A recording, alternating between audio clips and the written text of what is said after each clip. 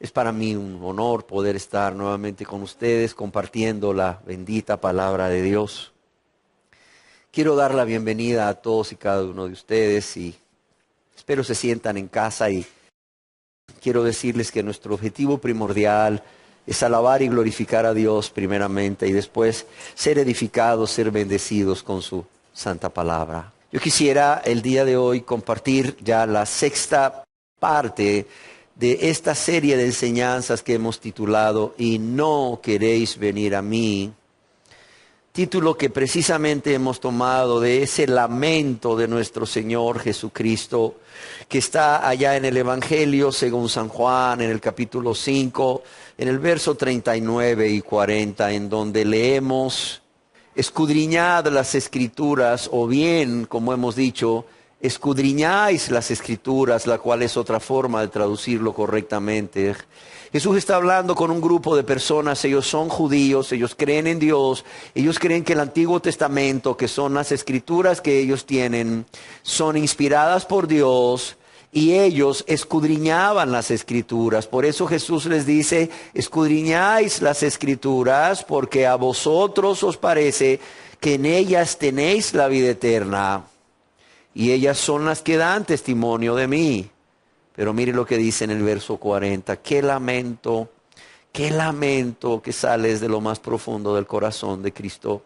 Dice: y no queréis. Qué tremenda esta palabra, ¿verdad?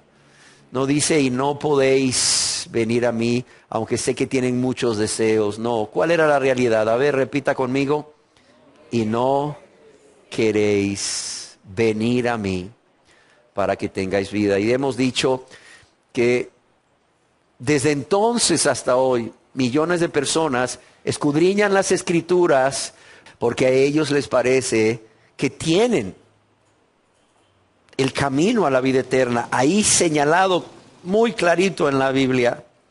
Sin embargo, no quieren venir a Jesús. Qué triste.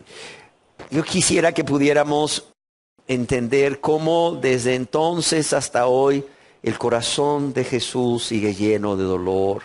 Está en el cielo, sí, está en la gloria, pero hay algo en su corazón, ¿verdad?, que alberga un profundo dolor. ¿Y por qué? Porque las personas no quieren venir a mí. ¿Por quién? Porque las personas no quieren ir a Él. Las personas no quieren venir a Él. Qué triste. Y como hemos dicho tantas veces, estas personas sabían muy bien lo que estaban haciendo. Lo que hicieron fue un acto consciente, un acto voluntario, un acto lleno de egoísmo y de rebeldía y de ingratitud. ¿Por qué razón? Porque bien podían haber creído o confiado en Jesús como su único y suficiente Salvador, ese Mesías tan esperado para el perdón de todos sus pecados, y podían haber sido salvados. Pero también podían haberle rechazado para condenación eterna. Y esto último precisamente es lo que hicieron. Y siguen haciendo millones de personas hoy en día. Y no crea que solo personas que luego la gente los ve y dice: qué mundano. No. Personas que dicen ser cristianas. Personas que creen en Dios, que creen que la Biblia es palabra de Dios, que creen que Jesús es Dios hecho hombre, que creen que Jesús murió en la cruz del Calvario en lugar de ellos, como el sustituto, ¿verdad?, como el Cordero de Dios, ¿verdad?, para recibir ese castigo que ellos deberían recibir. Son personas que creen que Jesús resucitó para su justificación. Son personas que oran, que leen la Biblia. Son personas que predican. Son personas que, pues, en determinado momento dan de sus bienes o gustan dar de sus bienes a Dios supuestamente. Pero son personas que a pesar de todo esto, por increíble que parezca, oiga bien, no han venido a Jesús. No han venido a Jesús. No han venido a Jesús con un corazón contrito y humillado, creyendo, reconociendo quién es Él. No han venido a Jesús confesando sus pecados y apartándose de ellos para alcanzar esa misericordia que es el perdón de todos sus pecados. No han venido a Jesús para que Él no solo les lave y les limpie, sino para recibirle como su Señor, como el Señor de sus vidas. Decíamos que las personas no se condenan por falta de luz, sino por falta de voluntad. ¿Por qué razón? Porque no es que no puedan comprender el Evangelio o las buenas nuevas de salvación, ni que encuentren imposible creer en Jesús, porque no hay nada en el Señor Jesús que nos lleve a desconfiar de Él realmente, ¿o sí? ¿Qué dicen ustedes?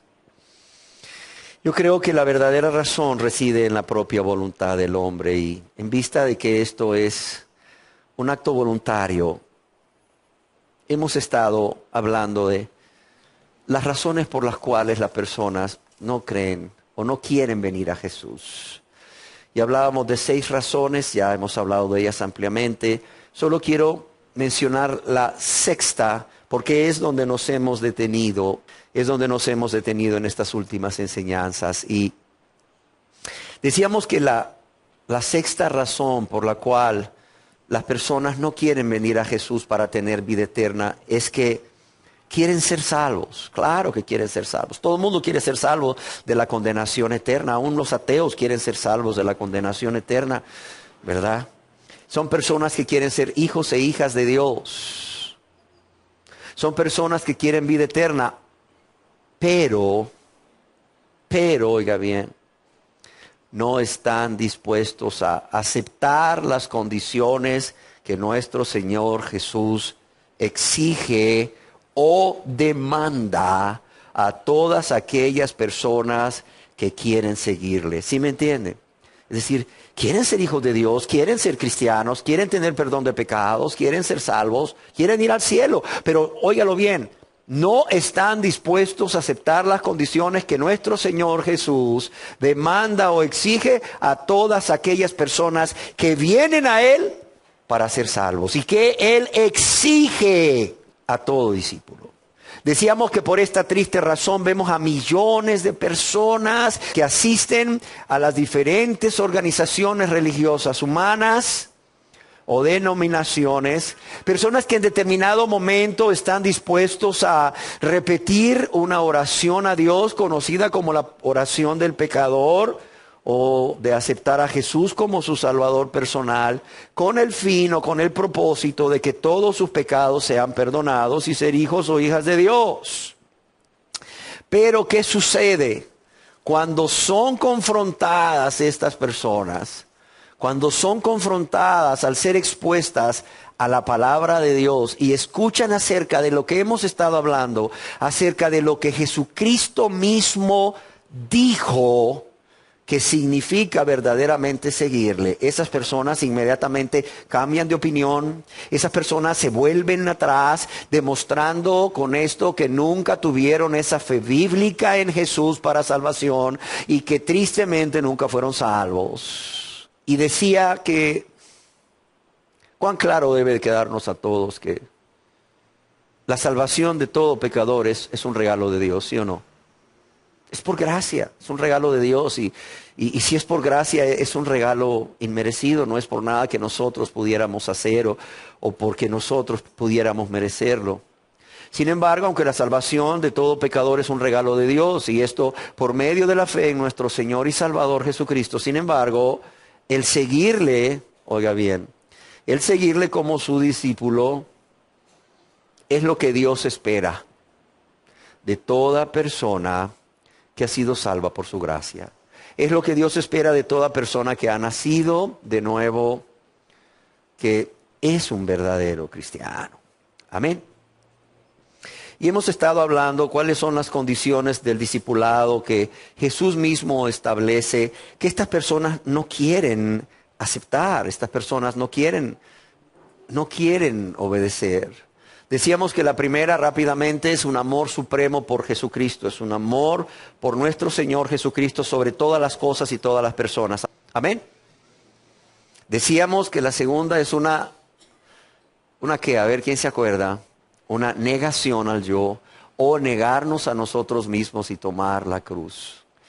La tercera es precisamente la que acabamos de mencionar, tomar la cruz cada día y seguirle.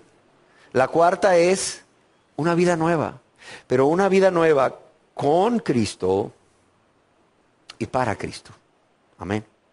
Es una vida dedicada enteramente a Él. Y eso no significa que tengamos que renunciar a todo para irnos allá de misionero. No, no, no. Padre de familia, una vida entera dedicada a Él como padre de familia. Madre de familia, una vida entera dedicada a Él como madre de familia, ahí en tu hogar, donde estés. Esposo, una vida entera dedicada a Él como esposo. Esposa, una vida entera dedicada a Él como esposa. Hijos, una vida entera dedicada a Él como hijos. Y así sucesivamente. En tu trabajo, en tu oficio, una vida entera dedicada a Él ahí. En todo lo que haces, consagrado para glorificarlo a Él. Amén. Y la quinta condición del discipulado, establecida por nuestro Señor Jesús, a la cual estas personas que quieren ser salvas, hijos e hijas de Dios, no quieren someterse, es la que vamos a estar hablando el día de hoy. Y es permanecer en su palabra. Permanecer en su palabra. Y para esto yo quisiera que me acompañaran al Evangelio según San Juan, capítulo 8, verso 31. Dijo entonces Jesús a los judíos que habían creído en Él: si vosotros permaneciereis en mi palabra, ¿seréis qué? Verdaderamente mis discípulos. Seréis verdaderamente mis discípulos. Aquí hay varias cosas que resaltan de inmediato. Jesús dijo a los judíos que habían creído en Él, es decir, ya habían creído en Él. ¿Y qué le dice a los que ya habían creído en Él? Les dice: si vosotros permaneciereis en mi palabra, seréis verdaderamente mis discípulos. En otras palabras, hay verdaderos discípulos y falsos discípulos. ¿Cuál es una característica del verdadero discípulo? Permanecer ¿en qué? En la palabra de Jesús, en sus enseñanzas y sus mandamientos. ¿Por qué? Porque una condición para ser discípulo y para ser un verdadero discípulo, no un falso, es que la persona permanezca en su palabra. Fíjese que claro. Lo que el Señor está diciendo aquí a todas estas personas que ya creían en Él es que permanecer en su palabra demostraría cuán real o cuán verdadera había sido esa decisión que habían tomado al seguirle como sus discípulos. Usted quiere ver cuán sincera, cuán real ha sido esa decisión que han tomado las personas de entregarse a Jesús. De pasar al frente en muchos lugares o allá en su silla, de repetir una oración de aceptar a Cristo como su Salvador personal. ¿Quiere saber cuán sincera fue ese acto? ¿Fue esa obra? ¿Fue esa oración o esa decisión? Vea cómo vive. Sí, vea cómo vive. Vea si permanece en la palabra de Dios o si vive como diablo. ¿Cómo es vivir como diablo? A ver, ¿quién me quiere decir cómo es vivir como diablo? Practicando el pecado, cualquiera que sea. Vea si viven en fornicaciones o adulterios, vea si viven en lujuria, lascivia, son lujuriosos, lasciviosos. Vea si viven, ¿verdad?, practicando el enojo, ¿verdad?, las iras, híjole, los pleitos, los celos, las envidias, las enemistades, los resentimientos, amargura, la soberbia, el orgullo. Vea si son vanidosos o vanidosas, véalos si son chismosos o chismosas, ¿verdad? Véalos si son manipuladores o no, véalos si son mentirosos o no, véalos si siguen amando el mundo y las cosas del mundo, véalos. Y usted va a decir cuán sincera y verdadera fue esa decisión.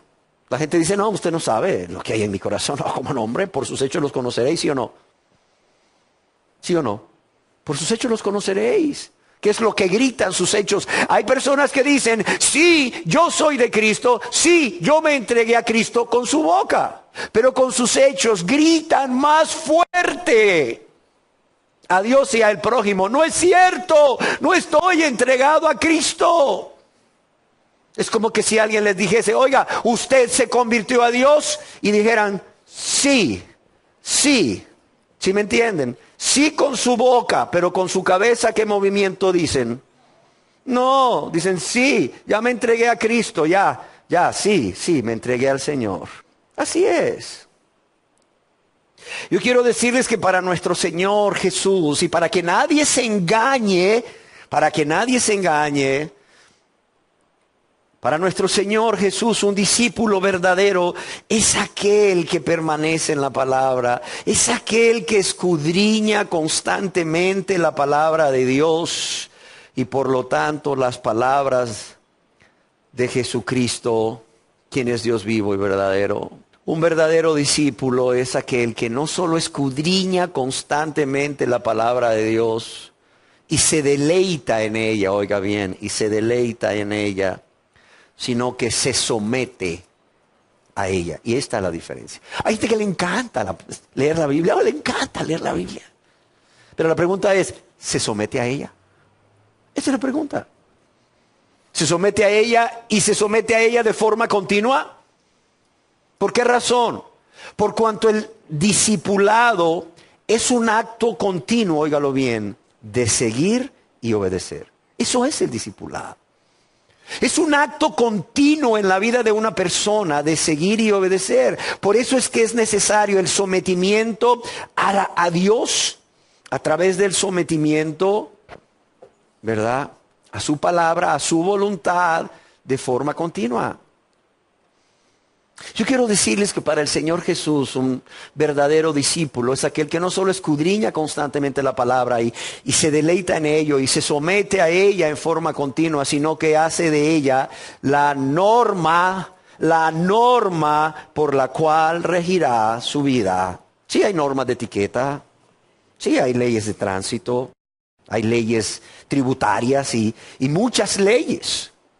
Pero para el verdadero discípulo la ley de Dios es su máxima autoridad. Amén. Y por la palabra de Dios va a regir su vida, va a regir todos los actos de su vida. Jesús dice, si vosotros permanecéis en mis palabras o permaneciereis en mis palabras, seréis verdaderamente mis discípulos. ¿Qué significa realmente la palabra permanecer? En el griego koiné, el cual era el dialecto popular de aquella época y ese dialecto en el cual se escribió la Biblia. Es un dialecto del griego.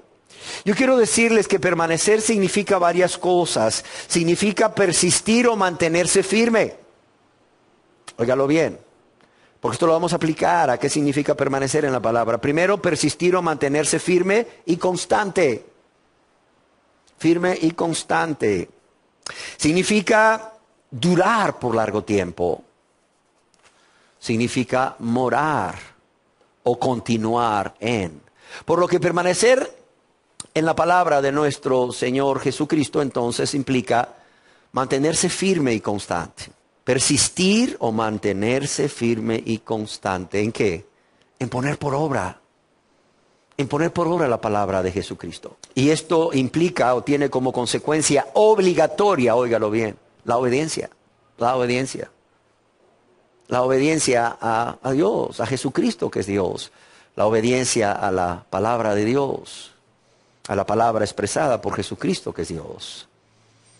Pero también permanecer implica durar por largo tiempo. Durar por largo tiempo en la obediencia a la palabra de Jesucristo. Y cuando digo durar por largo tiempo, es que la norma de nuestra vida, lo normal en nuestra vida sea la obediencia. No sé si me explico. Lo característico en nuestra vida sea la obediencia. ¿Y el pecado? ¿O la desobediencia qué? La excepción. Es más, el apóstol Juan dice allá en 1 de Juan 2:1, dice, hijitos, estas cosas os escribo ¿para qué? Para que no pequéis, para que se mantengan en ese estado de victoria, en ese estado de pureza. Ahora bien, dice él, mas si alguno de vosotros hubiere pecado, o si alguno de vosotros hubiere pecado, ¿qué dice? Abogado tenemos ¿para con quién? Para con el Padre. Ahora, ¿qué está diciendo aquí el apóstol Juan? O Dios a través del apóstol Juan. Dice, hijitos, estas cosas os escribo para que no pequéis. Y si alguno hubiere pecado, abogado tenemos para con el Padre, Jesucristo el justo. Que el estado natural, el estado normal de un cristiano, de un discípulo, es mantenerse por largo tiempo en la obediencia a los mandamientos de Dios, de Cristo. Amén. Y como vemos aquí, el pecado es la excepción. Si alguno hubiere pecado, lastimosamente, tristemente, dejó de orar, dejó de usar los medios de gracia, se empezó a ver a sí mismo, a sí misma, y un día decidió, ya no más, ya no voy a ir a Dios por fortaleza, ya no voy a ir a Dios por poder para vencer la tentación, ya no más, ya no voy a poner la otra mejilla, ya no voy a caminar la segunda milla, voy a deleitarme en lo que el diablo me ofrece. Cuando la persona tristemente decide esto, porque generalmente ya ha perdido su primer amor, primeramente, cuidado, es que la persona cae. Pero esta es la excepción, más no la regla. Pero es que Pedro pecó, sí, pero ¿cuántas veces nos dice que pecó? Pero es que David pecó, sí, pero ¿cuántas veces nos dice que pecó? Pero es que Abraham mintió, sí, pero ¿qué más pecados cometió? ¿De cuáles otros pecados se nos habla? ¿Qué le encanta a la gente sacar a relucir al pobre Abraham? ¿No ven todo lo que Dios dice? Que era un amigo de Dios. ¿No ven todo lo que Dios dice de Abraham? De su fe, de sus obras de justicia, de su relación personal con un Dios vivo y verdadero. ¿No ven a David, cómo David vivió una vida recta, agradable a Dios, por cuanto era un varón conforme al corazón de Dios? Y sí, tristemente, pecó en este asunto de Betsabé y Urías Eteo, y pecó muchas veces y la regó esa vez. Y Dios se airó contra él, y Dios vino y le castigó, ¿sí o no? Pero ¿y después qué? Después leemos el Salmo 51 y vemos cómo se arrepiente. ¿Y qué más se nos dice de David? Pero la gente solo ve el punto, el pecado de David, no la vida de David. El pecado de Abraham, no la vida de Abraham. El pecado de Pedro, lo negó, no la vida de Pedro. El permanecer en la palabra de nuestro Señor Jesucristo implica morar en la palabra, estar inmerso en la palabra. Y para esto hay que conocer la palabra. Hay que conocer la palabra. Y para conocer la palabra hay que, ¿qué? Que leer el periódico, ¿verdad? ¿Cómo ven? Gente que no lee la Biblia pero lee el periódico. Gente que no lee la Biblia pero está escuchando la radio todo el día y cree que el escuchar prédicas, lo cual no es malo, siempre y cuando estén centrados en la palabra de Dios y quien la predique sea un siervo de Dios, ¿verdad? Pero ¿cuál es el problema? Que han sustituido la Biblia por eso. Por estar escuchando. No, espérame, la Biblia es la Biblia. La lectura de la palabra de la Biblia te va a sustentar de una manera tal que ningún otro medio te pueda sustentar o te puede sustentar. Amén. Morar en la palabra de Jesucristo es estar inmerso en la palabra de Cristo. En esa palabra preciosa, la cual podemos leer a través de los evangelios. Pero no solo estar inmersos en la palabra de Cristo, sino que esta palabra habite en tu mente y tu corazón. Habite en tu mente y tu corazón. De modo que tú puedas echar mano de un verso o de un versículo en cualquier momento de necesidad. Cuando nuestro Señor y Salvador Jesucristo fue tentado, ¿qué hizo? Echó mano de un verso en ese momento y le dijo al diablo, escrito está, no tentarás al Señor tu Dios. ¿Sí o no? Él moraba en la palabra. Y la palabra moraba en él. Él estaba inmerso en la palabra, de modo que él podía tomar de aquí y de allá, de las sagradas escrituras del Antiguo Testamento en aquel entonces, para poder enfrentar a Satanás, igual el cristiano hoy en día. Pero no solo la palabra tiene que habitar en nuestra mente y nuestro corazón, de modo que podamos tomar un verso por acá, otro verso por acá, conforme a nuestra necesidad, sino que también esta palabra gobierne, óigalo bien, esta palabra gobierne nuestros pensamientos, gobierne nuestras intenciones, gobierne nuestras emociones y nuestros deseos. ¿Sí queda claro? No solo es traer un texto a la mente, es permitir que esta palabra nos gobierne. Nos gobierne. Y no solo nos gobierne, nos moldee a la imagen de ¿quién? A la imagen de Cristo. Y nos guarde. ¿Y nos guarde de qué? Nos guarde de pecar contra un Dios tan bueno, contra un Dios tan, pero tan misericordioso, que solo bien nos ha hecho, hombre. Pero también permanecer en la palabra de Dios significa continuar en el camino. en ese camino trazado por la palabra. Permanecer en la palabra de Jesucristo significa continuar caminando en el camino trazado por la palabra de nuestro Señor Jesucristo. Amén. Yo insisto, porque luego no quiero que la gente diga, este predica legalismo, predica salvación por obras. No. Yo creo que somos salvos por la fe y solamente por la fe. Yo creo firmemente que nos convertimos en discípulos del Señor Jesucristo en el mismo momento en que nos convertimos en sus hijos al creer en Él. De hecho, cuando leíamos aquí en la Biblia, en la palabra de Dios, allá en el Evangelio según San Juan, capítulo 8, verso 31, si mal no recuerdo, dijo entonces Jesús a los judíos que ¿qué? Que habían creído en Él. O sea, ¿quiénes les dice Jesús? Juan 8:31, exacto. Dijo entonces Jesús a los judíos que habían creído en Él. Estas personas ya habían creído en Él para ser salvos, para ser sus discípulos. Pero escúchenme bien, un fruto de la fe bíblica para salvación es perseverar o permanecer en la palabra de Jesucristo. Un fruto o uno de los frutos de la fe bíblica para salvación, además del amor con todo el corazón, el alma y la mente y las fuerzas a Dios y a nuestro prójimo, otro fruto de esa fe bíblica para salvación, esa fe que salva, es el perseverar o permanecer en las palabras de Jesucristo, amando sus enseñanzas, amando sus mandamientos, pero no solo amándolos, sino creyendo y confiando en toda su palabra, ya que porque confiamos en ella, obedecemos, porque confiamos en ella, obedecemos de manera total e incondicional. Pero también haciendo de sus enseñanzas y mandamientos, como decíamos, la norma de nuestra vida. Siempre. Y cuando digo siempre es aun cuando estamos solos. ¿Quieres ver a un verdadero cristiano? Míralo cuando está solo. ¿Cómo actúa cuando está solo? No, hombre, cuando hay gente alrededor, sea cristiana o sea no cristiana, esta persona va a tratar, se va a esforzar, ¿verdad? Por guardar un testimonio, una apariencia, si es que no es convertido.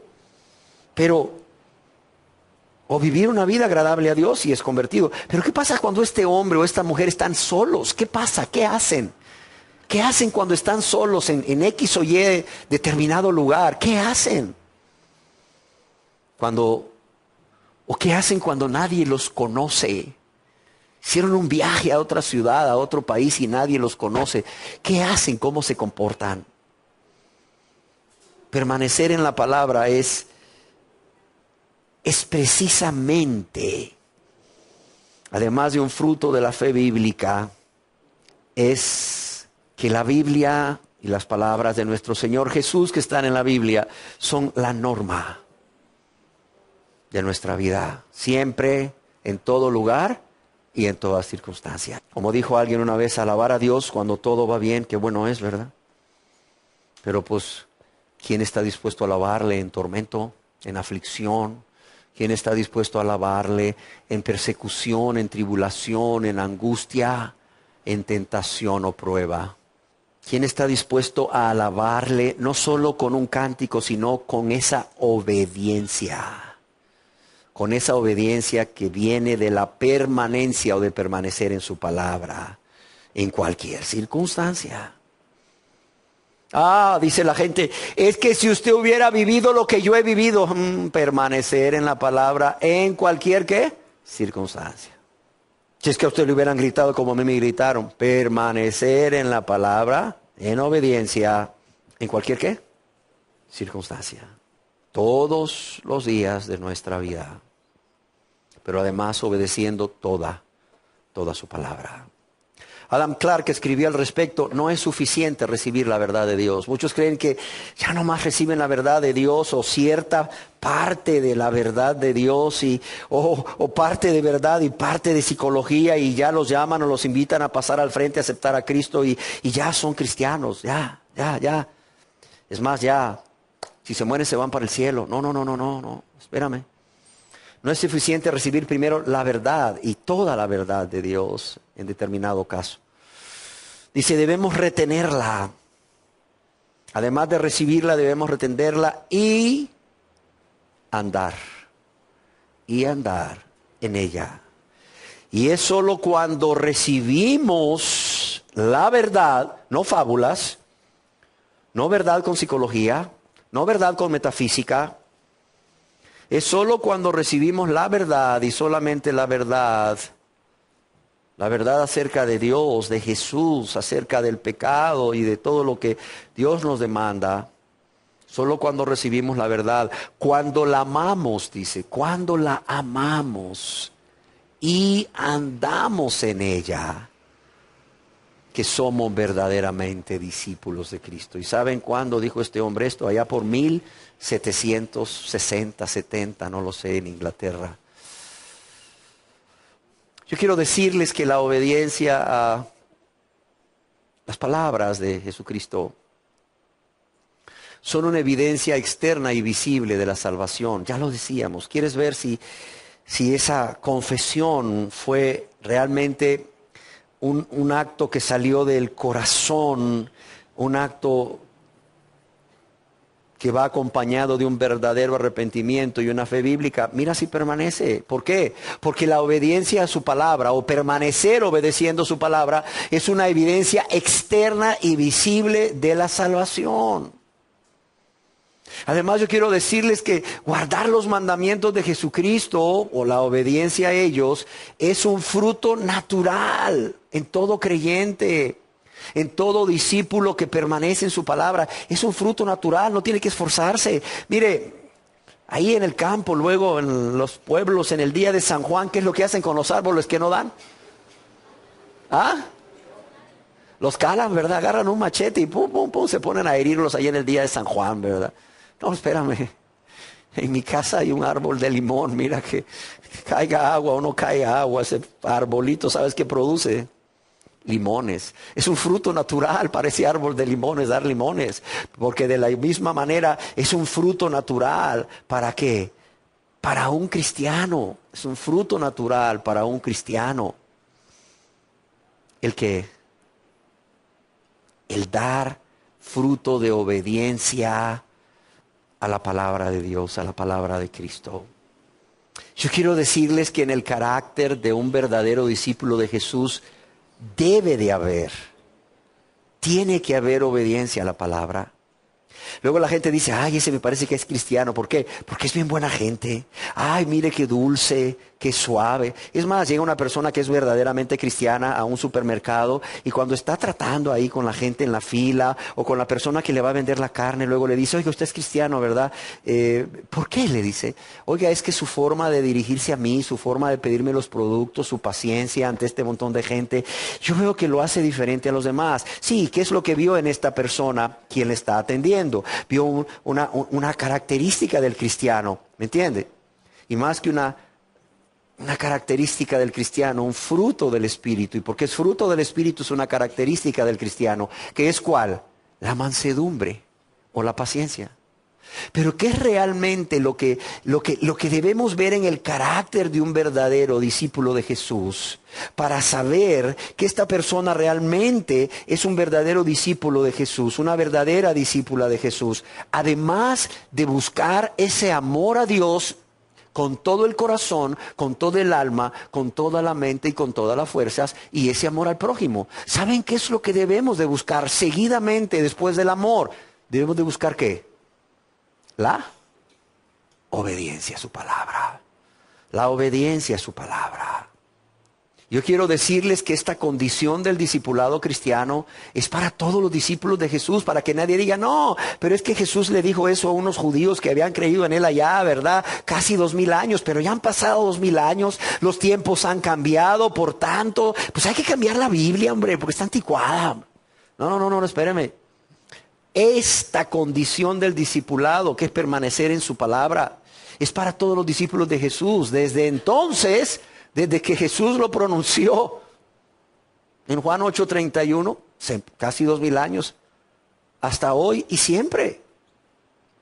Yo quiero que veamos esta verdad en la Biblia, cuando el mismo Señor Jesús ordena a sus primeros discípulos, a quienes también les llamó apóstoles, allá en el Evangelio según San Mateo en el capítulo 28, en el verso 19a y verso 20, a que vayan y que hagan discípulos. ¿Qué les dice en el Evangelio según San Mateo capítulo 28, verso 19, en su primera parte, y el verso 20? Les dice primero, id y qué, y haced discípulos, ¿a qué? A todas las naciones. Y el país donde vivimos es una nación y forma parte de todas las naciones. O sea, Jesús desde ese entonces quería que alguien fuera e hiciera discípulos en nuestra nación. ¿Sí o no? En Honduras. Pero ¿qué hay que hacer además de hacer discípulos? No, pues eso es todo, ya son discípulos, ya tienen su nombre escrito en el libro de la vida, ya es suficiente. No, dice Jesús. Dice, por tanto, id y haced discípulos a todas las naciones. ¿Y qué dice aquí? Repita conmigo, por favor, para que lo pueda grabar en su mente y en su corazón. Enseñándoles que guarden, oiga, esta palabrita es clave. Enseñándoles que guarden que todas las cosas que os he mandado. ¿Cómo ve? ¿Era nada más para los discípulos de hace 2000 años o es para nosotros hoy en día y nuestro país? Para nosotros hoy en día y nuestro país también. Porque el mandamiento es hacer discípulos en todas las naciones, enseñándoles que ¿qué? Que guarden todas las cosas. Pero cuando alguien en lugar de enseñar que guarden todas las cosas dice, ay, no te preocupes, es por áreas, hombre. No te preocupes, es un espíritu, hombre. No te preocupes, en el tiempo de Dios lo vas a dejar. Tú no te preocupes, tú eres salvo, tú disfruta tu vida cristiana, tú ya eres salvo por la fe. Con respecto a ese pecado, no te preocupes, en el tiempo de Dios lo dejas así. Preocupes, 5 años, 15 años, qué problema. Total, el egoísta cuando le das tiempo. No, hombre, 100 años para él es poco. Y si le dices que en el tiempo de Dios, ¿verdad? Va a dejar el pecado. Y para Dios, un día es como 1000 años. Dice, bueno, pues si pudiera vivir 1000 años, esperaría 999, ¿verdad? Días, ¿verdad? O años, 999 años para dejar el pecado. Porque aún estoy en el tiempo de Dios. Alguien escribió al respecto, la comisión, la gran comisión, como muchos le llaman, va más allá del evangelismo y del evangelismo personal, es decir, el hacer que una persona, ¿verdad?, se arrepienta y confiese sus pecados a Dios apartándose, suplicando misericordia a Dios. Va más allá de eso. Dice, no es suficiente con hacer conversos o que las personas se conviertan. Se les ha de enseñar que guarden los mandamientos de Cristo, tal como se encuentran en el Nuevo Testamento. Se les ha de enseñar que guarden los mandamientos de Cristo, tal como se encuentran en el Nuevo Testamento. Amén. Es más, la obediencia es tan importante,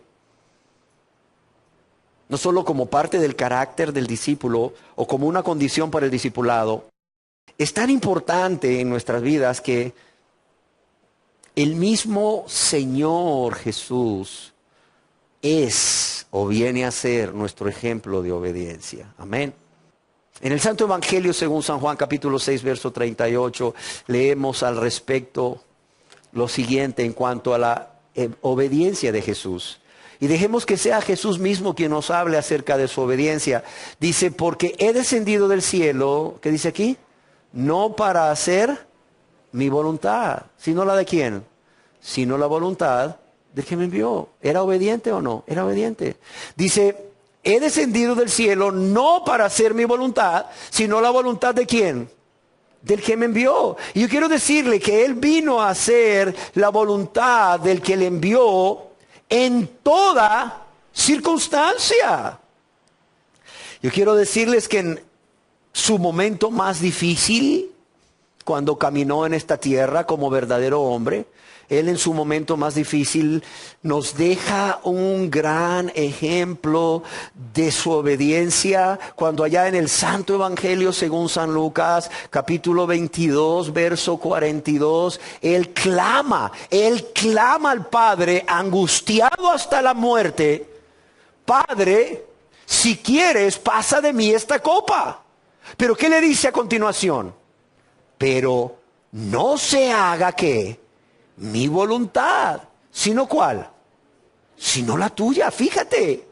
Para que veamos que la obediencia es en toda circunstancia, Jesús nos deja ejemplo, nuevamente veámoslo, cuando Él dice, Padre, si quieres, pasa de mí esta copa. O sea, Él sabía que Él estaba a punto de tomarse la copa de la ira de Dios, no por algo que Él hubiera hecho, sino por causa de nuestros pecados que Él iba a llevar en la cruz del Calvario, para poder salvarnos. Pero ¿qué le dice? Pero no se haga mi voluntad. Él no se está viendo a sí mismo, dice, pero no se haga mi voluntad, sino la de ¿quién? Sino la tuya. Y Él no solo fue obediente, Él no solo fue obediente en los momentos más difíciles, sino que también fue obediente hasta el final.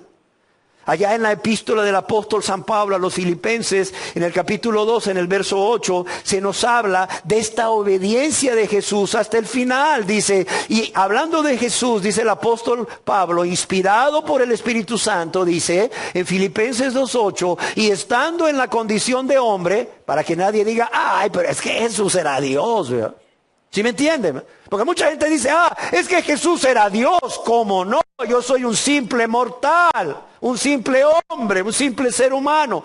Que dice aquí en Filipenses 2:8, repita conmigo, y estando en la condición de ¿qué? De hombre. Se humilló a sí mismo, haciéndose obediente hasta que lo fueron a atrapar. Después de ahí no se volvió a saber nada de él. No, ¿qué dice? Haciéndose obediente hasta qué? Hasta la muerte. ¿Y muerte de qué? De cruz. Pablo dice, no fue cualquier muerte. Hasta la muerte. ¿Y muerte de qué? Y muerte de cruz. Es decir, obedeció. Obedeció aunque le costó la vida. Y hoy no quieren obedecer porque les va a costar su posición social, les va a costar su reputación. A lo mejor van a perder ahí un poco de dinero en negarse a hacer un negocio que es dudoso o ilícito. No, espérame. Dice que Jesús se hizo obediente hasta la muerte y hasta muerte de cruz. Obedeció aunque al hacer esto le costó su propia vida. Y obedeció, como leíamos, hasta el fin. Ahora yo pregunto, si su obediencia no tuvo límites, ¿por qué la de sus discípulos hoy en día tiene que ser una obediencia parcial? ¿Por qué? A ver, ¿quién me puede responder? Si la obediencia de Jesús no tuvo límites cuando caminó como un ser humano en esta tierra, ¿por qué la obediencia de sus discípulos hoy tiene que ser una obediencia parcial? Una obediencia a medias. Una obediencia ocasional o esporádica. Una obediencia limitada a sus intereses personales y a su pecado de egoísmo. ¿Por qué? A ver, ¿alguien me quiere responder? No hay respuesta. ¿Saben por qué? Porque no debería de ser así. La obediencia esporádica o ocasional a las Escrituras no sirve. No sirve. Escribe William MacDonald en su libro El verdadero discipulado. Cristo desea que los que le siguen lo hagan obedeciendo en forma constante y continua. Cristo desea que los que le siguen lo hagan obedeciendo en forma constante y continua. Y cuando vemos no solamente el que Jesús es nuestro ejemplo de obediencia, sino cómo Él llevó a cabo esa obediencia, eso nos indica la importancia de permanecer en su palabra, obedeciendo. Amén. Es más, ya decíamos que debemos buscar en el carácter del verdadero cristiano, del verdadero discípulo, dos aspectos vitales. El primero, ¿cuál era? Decíamos, amor a quién, a Dios y a su prójimo. Y no cualquier clase de amor a Dios, decíamos, con todo el corazón, alma, mente y fuerzas. Y a su prójimo como a sí mismo, ¿sí o no? Pero ¿cuál era el segundo aspecto que teníamos que buscar en el carácter? La obediencia. Es más, yo considero importante compartir con ustedes hoy que la obediencia no solo debe formar parte del carácter del verdadero cristiano, del verdadero discípulo. Oigan bien, la obediencia es una prueba de una verdadera fe bíblica en Dios. Una verdadera fe bíblica en Jesucristo para salvación. Sí, no solo debe ser parte del carácter, es una prueba de que realmente hemos creído y no estamos engañados. No estamos engañados creyendo que somos hijos cuando no somos. O creyendo que somos hijos de Dios cuando somos hijos del diablo. No, cuidado. La obediencia es una prueba de la verdadera fe bíblica para salvación. En el libro de Hebreos capítulo 11, verso 8, leemos con respecto a la fe y a la obediencia de Abraham lo siguiente. Por la fe Abraham, siendo llamado, ¿qué dice aquí? Obedeció. ¿Por qué obedeció? Por la fe. Por la fe Abraham, siendo llamado, obedeció. ¿Para qué? Para salir al lugar que había de recibir como herencia. Y salió sin saber a dónde iba. Fue por la fe, se nos dice aquí. Fue por la fe que Abraham obedeció, ¿sí o no? De hecho, otra versión de la Biblia lo traduce así. Fue por la fe que Abraham obedeció cuando Dios lo llamó que dejara su tierra. Entonces podríamos decir que porque creyó a Dios, Abraham, ¿qué hizo? Obedeció. Obedeció a Dios. Porque creyó a Dios, obedeció a Dios. Y es que, amados y amadas, la fe podría definirse como una confianza obediente. Porque luego la gente dice, es que la fe es confianza. Sí, es cierto. Pero la fe tiene una serie de elementos, entre los cuales están primeramente el conocimiento. En segundo lugar, la confianza. Y en tercer lugar, entre ellos está la obediencia. En otras palabras, una persona, porque confía, obedece. Porque confía, obedece.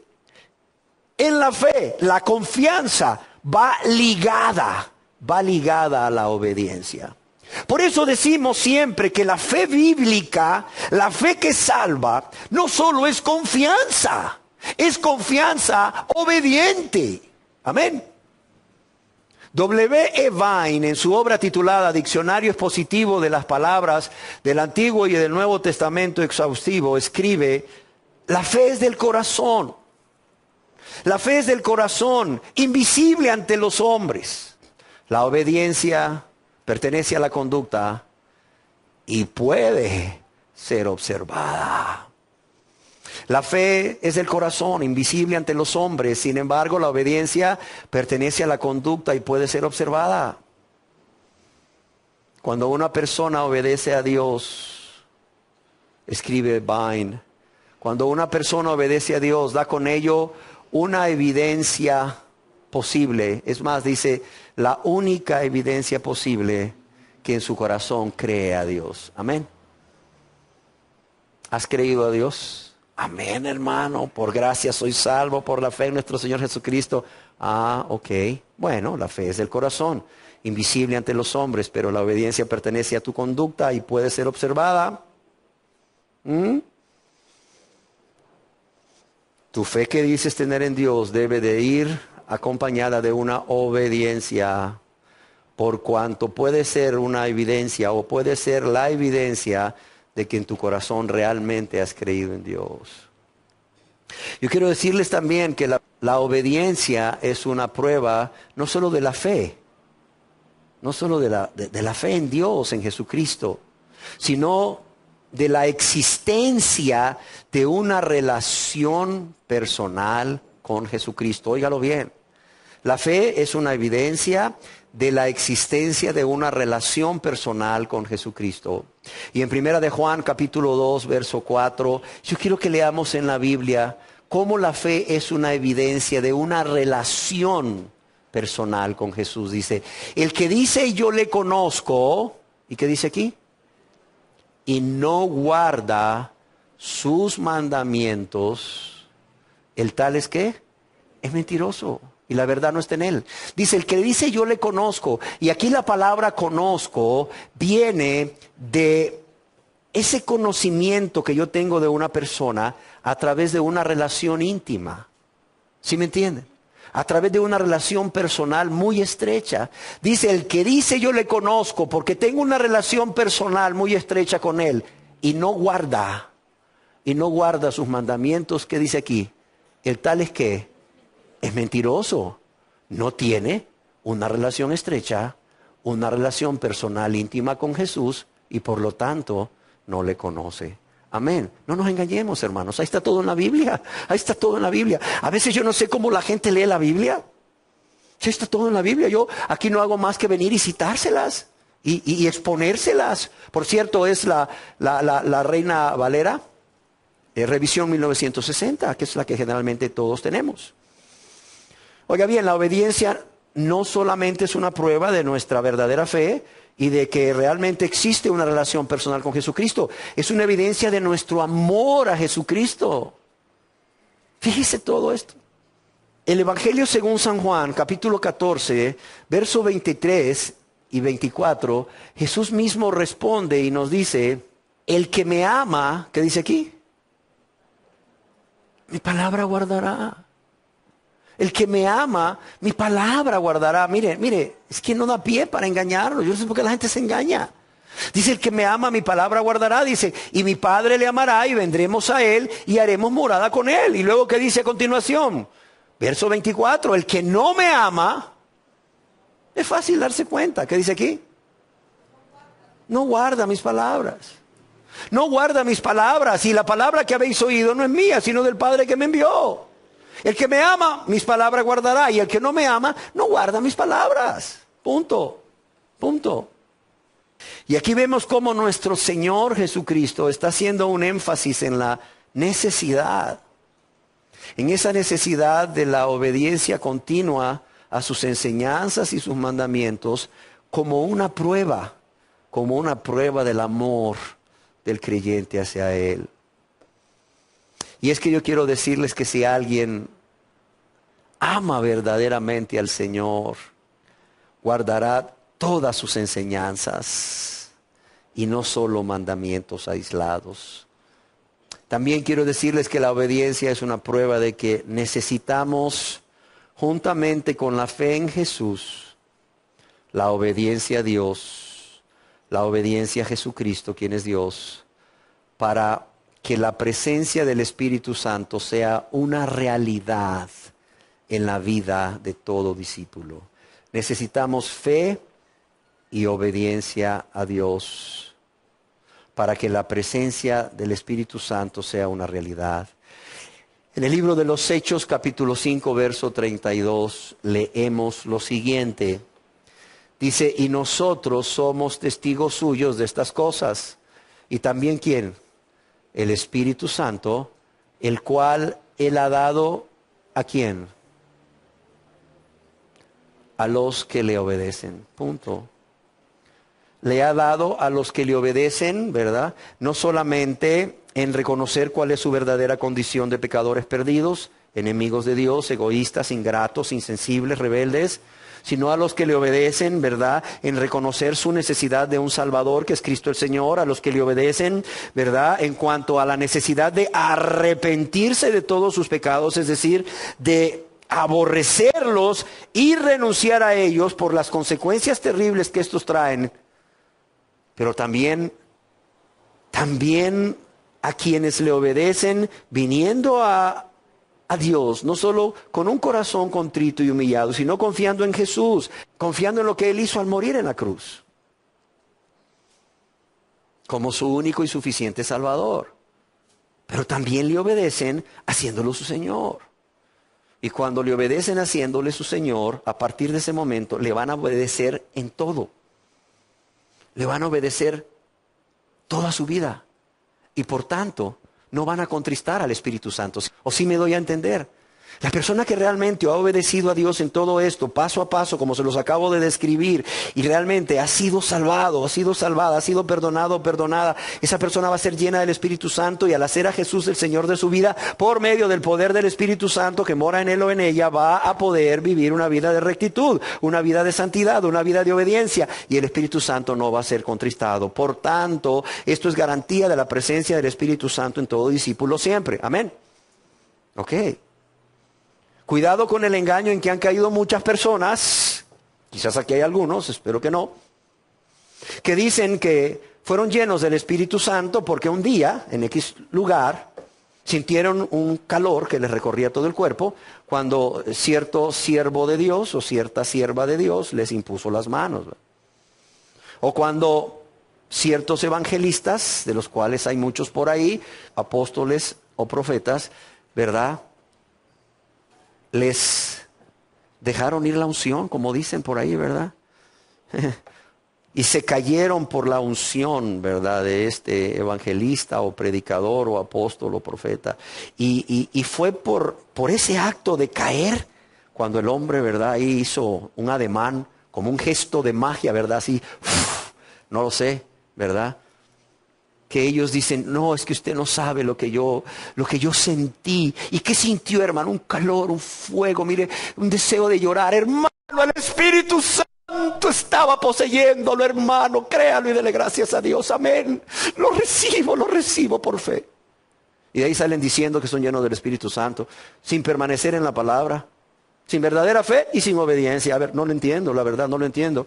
Oiga, para ciertos predicadores y para ciertas personas que enseñan la palabra de Dios y para ciertos discípulos de ellos, yo he llegado a la conclusión que 2 más 2 es ¿cuánto? 5. Para ellos 2 más 2 es 5. Quizás hasta 10, si se descuidan. Pero en la Biblia, ¿qué nos dice Dios? ¿Verdad? Dice Dios que se necesita la fe y se necesita la obediencia y permanecer en esa obediencia para que realmente haya una permanencia del Espíritu Santo en esa persona continuamente y no se contriste. Ya lo explicamos. Pero para ellos no. Ajá, ¿y usted cómo vive? No, la verdad es que yo vivo ahí, ¿verdad? Yo sí peco. ¿Para qué no le voy a decir? Yo no me doy aire de puritano. Yo sí peco, yo sí. Ah, ¿y usted lleno del Espíritu Santo? Claro que sí. ¿Y cómo sucedió? Ay, fue en una campaña, fue en un seminario, fue en un encuentro, fue aquí, fue allá, ¿verdad? Cuando, mire, la verdad me caí y luego, ¿verdad? Fui lleno del Espíritu Santo. Se caen y se levantan iguales de diablos, lo digo con respeto. No se dejen engañar. Aleluya, gloria a Dios. Cuidado, no se dejen engañar. Y dejen de dar la gloria a Dios en sus vidas. Yo también deseo el día de hoy que estamos hablando de permanecer en la palabra de Jesús como una característica más, como una quinta característica de ser discípulos de Jesús, la cual es rechazada por estas personas que realmente no quieren someterse al señorío de Cristo, porque eso es realmente lo que sucede. No quieren venir a Él porque no quieren someterse al señorío. Quieren la salvación, pero no quieren el señorío, hombre. Yo quiero decirles que para que la obediencia sea completa, debe ser una obediencia voluntaria. O para que la obediencia sea agradable a Dios, agradable a Jesús. Debe de ser primero voluntaria, óigalo bien. Tiene que ser primera voluntaria. ¿Y a qué me refiero con esto? Tiene que existir en la persona un deseo de obedecer. Un deseo de obedecer. Por eso la persona tiene que ser salva.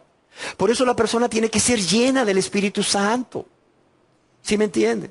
Una persona que no sea salva, una persona que no sea llena del Espíritu Santo, no va a poder obedecer. ¿Por qué? Porque no hay en él o en ella ese deseo de obedecer, porque su carácter y su voluntad están gobernadas por un pecado. ¿Cuál es? El egoísmo. Y siempre van a querer hacer la voluntad de ellos y no la de Dios. Por tanto, no hay ese deseo de hacer la voluntad de Dios, de obedecer a Dios. Ahora quiero decirles una cosa, esta obediencia voluntaria es la única clase de obediencia que Dios acepta, que Jesús acepta. No, Él no acepta otra. Olvídese.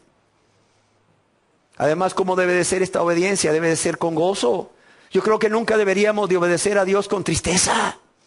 Después de todo lo que Dios ha hecho por nosotros, después de todo lo que Jesús ha hecho por nosotros, yo creo que nunca deberíamos de obedecer a Dios con tristeza, o como decimos por acá, de mala gana. ¿Por qué? Porque ese fuerte y firme deseo de obedecerle no está en nuestro corazón.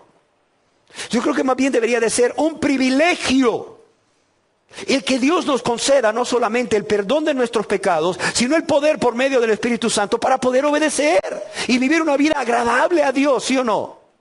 La obediencia tiene que ser con gozo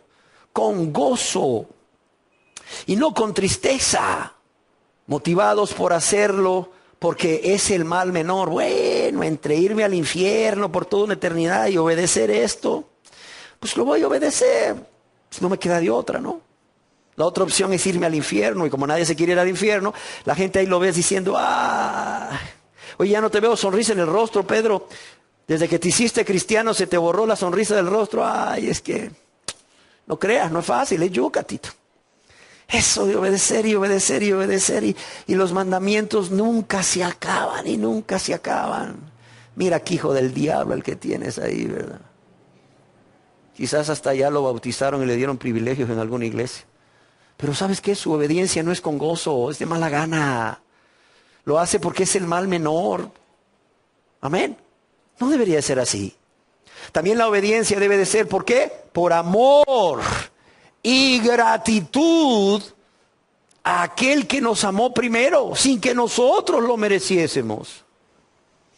Y nunca debe de ser, ojo, nunca debe de ser por temor al castigo o interés a las bendiciones o a las promesas que Dios ha dado o a la vida eterna con Él en el cielo. Por otro lado, la obediencia tiene que ser inmediata.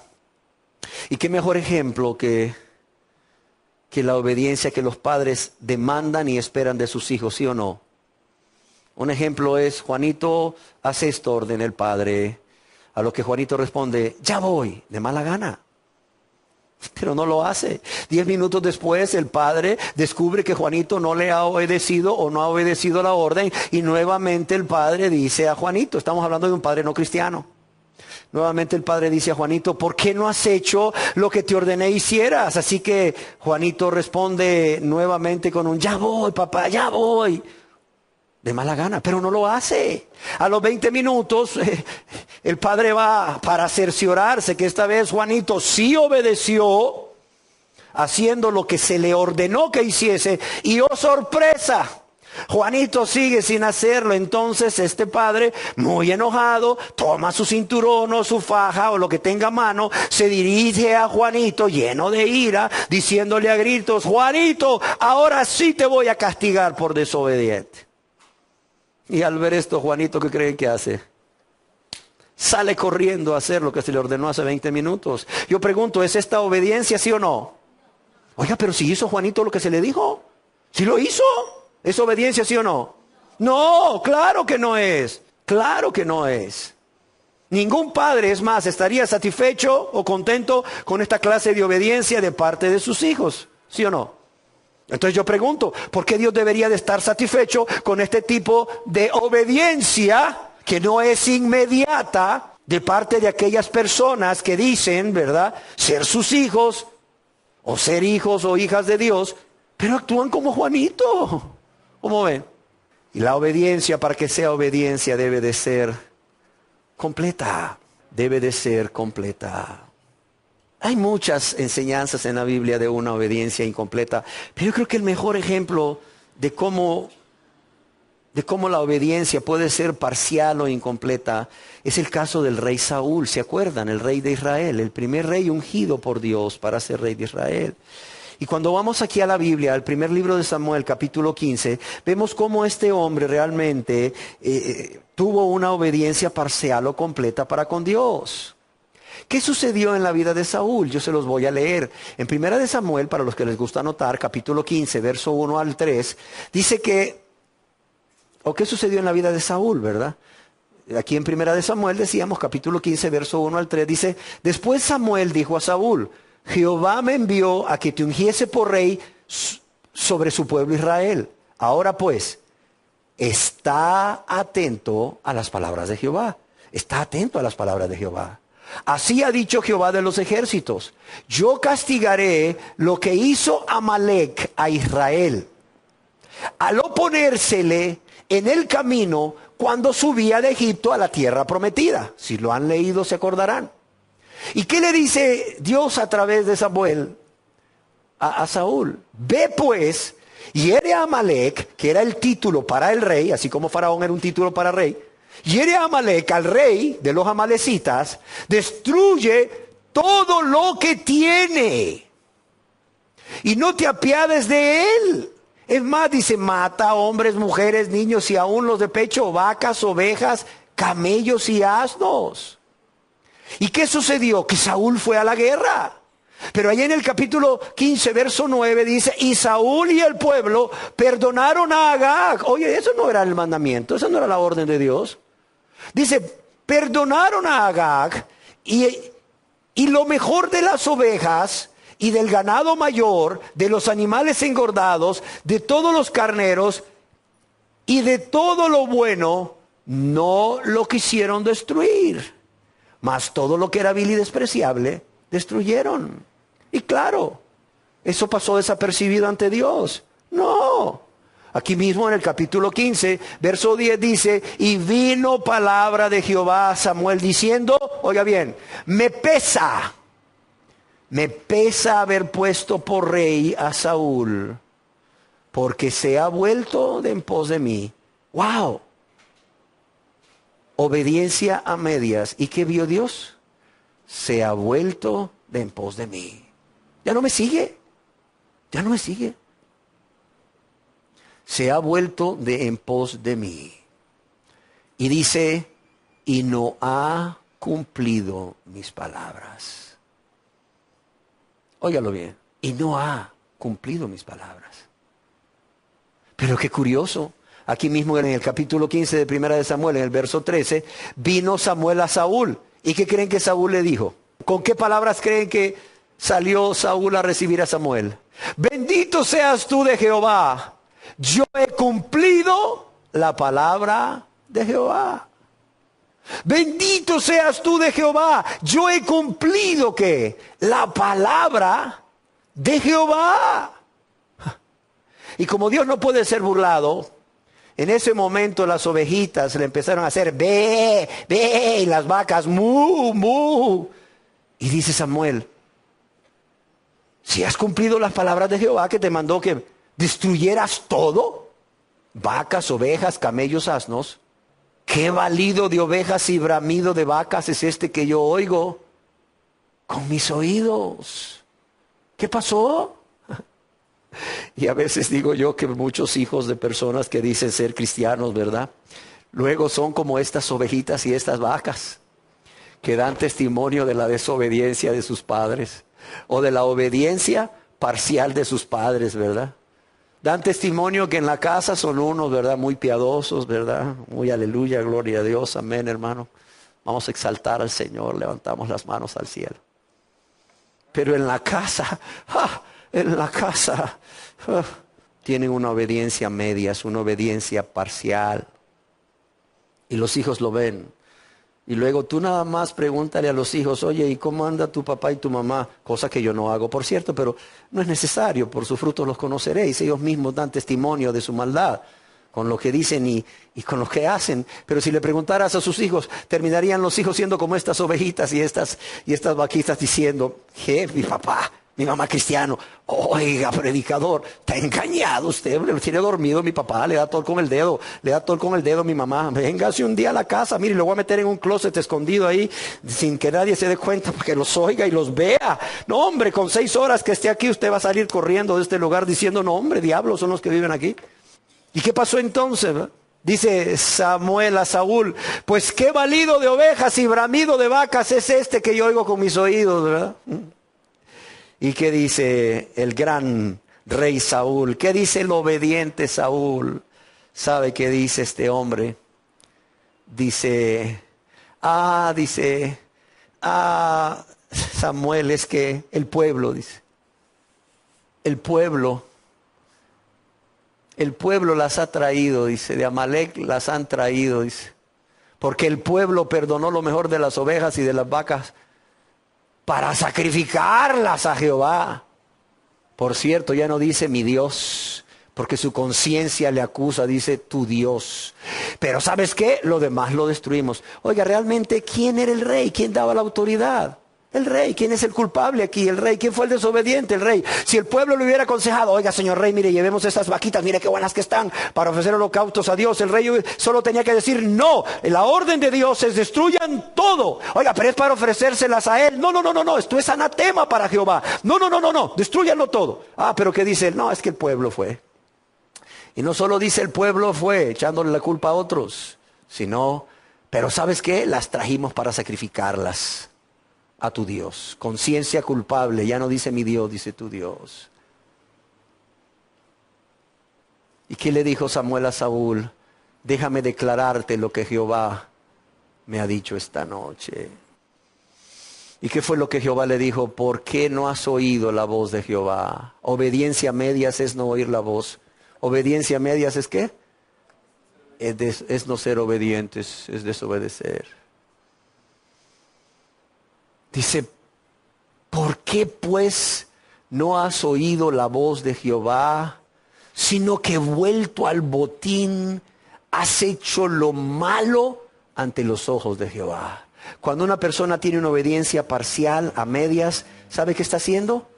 Lo malo ante los ojos de Jehová. Pero Saúl obstinado responde a Samuel, no, antes he obedecido la voz de Jehová y fui a la misión que Jehová me envió. Y he traído a Agag, rey de Amalec, y he destruido a los amalecitas. Y fue entonces que Samuel le dice, mira Saúl, se complace Jehová tanto en los holocaustos y víctimas como en el que se obedezca. Como en el que se obedezca a las palabras de Jehová. Y oye lo que dice, ciertamente el obedecer es mejor que los sacrificios. No, pero viera yo cómo le alabo, viera yo cómo le adoro, viera yo cómo le exalto, viera yo cómo le sirvo, viera yo, no, dice Dios, ¿sabes qué? Se complace Jehová tanto en los holocaustos y víctimas como en que se obedezca a las palabras de Jehová. Ciertamente el obedecer es mejor que ¿qué? Que los sacrificios. Y el prestar atención que la grosura de los carneros.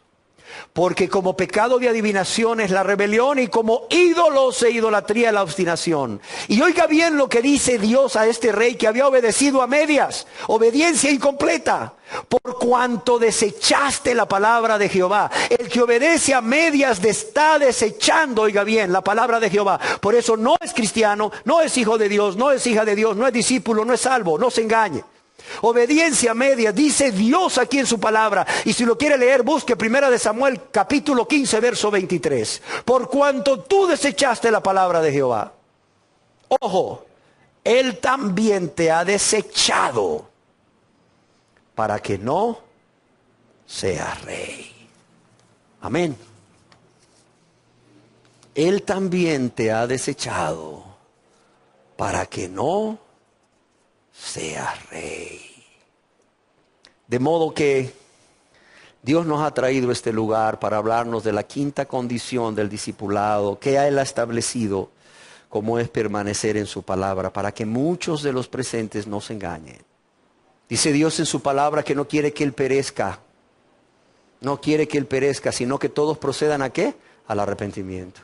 Yo espero que si tú has sido honesto o has sido honesta y has ido meditando cada una de las condiciones del discipulado, o como algunos han dicho, las cualidades o características que debe de tener todo discípulo, establecidos no por nosotros sino por Dios, tú puedas darte cuenta si realmente tienes esas características o no, o si has estado cumpliendo esas condiciones que Jesús establece a todo discípulo o no, para que sepas de qué también tienes que arrepentirte, además de quizás muchos otros pecados de los cuales Dios te ha estado hablando durante este tiempo. Amén.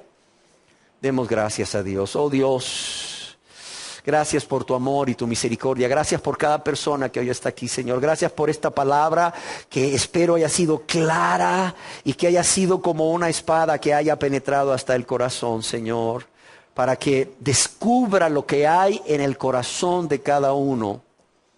Primeramente a la persona, Señor, a quien tú has traído y a quien estás confrontando por medio de tu palabra. Dios, haznos entender la necesidad de todo discípulo de permanecer en las palabras de Jesús. Y haznos entender lo que esto, el permanecer, significa, Señor. Para que cada quien pueda examinarse y escudriñarse si realmente te está amando con un amor supremo, si realmente se está negando a sí mismo o a sí misma, si realmente está tomando la cruz, si realmente está viviendo una vida nueva contigo y para ti, Señor, y si realmente está permaneciendo en tu palabra. Nuevamente, oh Dios, yo te ruego, no permitas que ninguna persona aquí presente sea engañada o siga engañada. Como el rey Saúl, creyendo que te está ofreciendo una obediencia voluntaria, una obediencia con gozo, una obediencia inmediata y una obediencia completa por amor y gratitud, cuando esto no es así, Señor. Cuando esto no es así. Lo cual tristemente no hace otra cosa que poner en evidencia que no son salvos, y por cuanto no son salvos, no hay forma que puedan ser tus discípulos. Para que hagan un alto en sus vidas, oh Dios, para que realmente sean humildes y se examinen de este pecado y de muchos otros pecados y los reconozcan y se reconozcan culpables por haber pecado contra ti. Y también, Señor, con dolor y pesar, renuncien a ello y vengan ante tu presencia confesando sus pecados y suplicando misericordia para ser salvos. Padre, yo te lo suplico, yo te lo ruego en el precioso nombre de nuestro bendito Salvador Jesús. Amén.